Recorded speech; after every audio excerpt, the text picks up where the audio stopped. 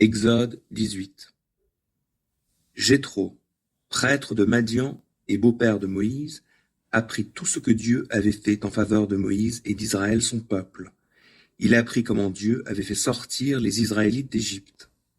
Alors, il emmena Séphora, la femme de Moïse, que celui-ci avait précédemment laissé repartir chez elle, ainsi que les deux fils de Séphora. L'aîné s'appelait Gershom, émigré en ces lieux, parce que Moïse avait dit « Je suis un émigré dans une terre étrangère ». Il avait nommé le cadet Eliezer, « Mon Dieu me secourt », en disant « Le Dieu de mon père m'a secouru et m'a délivré de l'épée du Pharaon ». Jéthro se rendit donc auprès de Moïse, dans le désert, avec la femme et les fils de Moïse, près de la montagne de Dieu, où Moïse avait dressé son camp.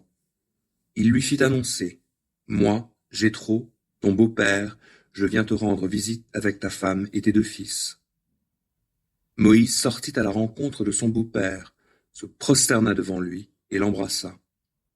Ils prirent réciproquement de leurs nouvelles, puis entrèrent sous la tente. Moïse raconta à son beau-père tout ce que l'Éternel avait fait au Pharaon et aux Égyptiens pour délivrer Israël. Il lui parla aussi de toutes les difficultés qu'ils avaient rencontrées en chemin, et lui dit comment l'Éternel les en avait délivrés. Jéthro se réjouit de tout le bien que l'Éternel avait fait à Israël, qu'il avait délivré des Égyptiens. « Loué soit l'Éternel, s'écria-t-il, qui vous a délivré des Égyptiens et du Pharaon, qui a libéré le peuple de la domination des Égyptiens. À présent, je reconnais que l'Éternel est plus grand que tous les dieux, car il l'a montré alors qu'on tyrannisait les Israélites. » Puis Jéthro, beau-père de Moïse, offrit à Dieu un holocauste et des sacrifices. Aaron et tous les responsables d'Israël vinrent partager le repas sacré avec le beau-père de Moïse, en présence de Dieu. Le lendemain, Moïse siégea pour rendre justice au peuple. Du matin au soir, les gens se tinrent devant lui.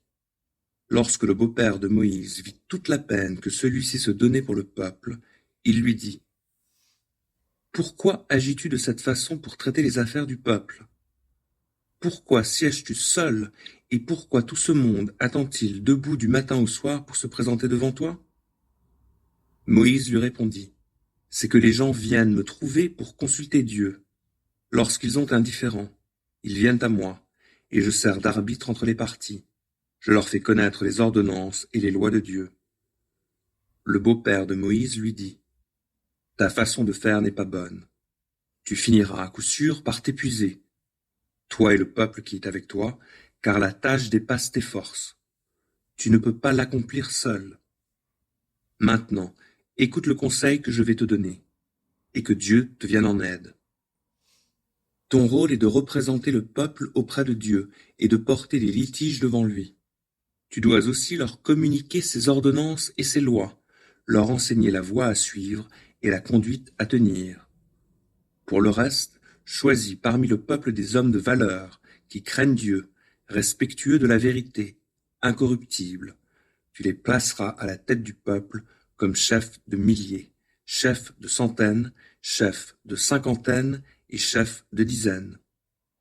Ils seront en tout temps à la disposition du peuple pour juger les affaires ordinaires, et ils ne porteront devant toi que les affaires importantes, mais ils jugeront eux-mêmes les cas faciles à régler.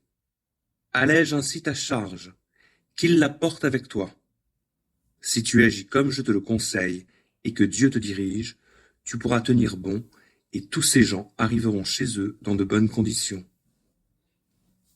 Moïse suivit le conseil de son beau-père et fit tout ce que celui-ci lui avait suggéré. Il choisit dans tout Israël des hommes capables et les plaça à la tête du peuple comme chefs de milliers, de centaines, de cinquantaines et de dizaines. Ils étaient constamment à la disposition du peuple pour rendre la justice, réglant eux-mêmes les cas faciles et portant devant Moïse les affaires difficiles.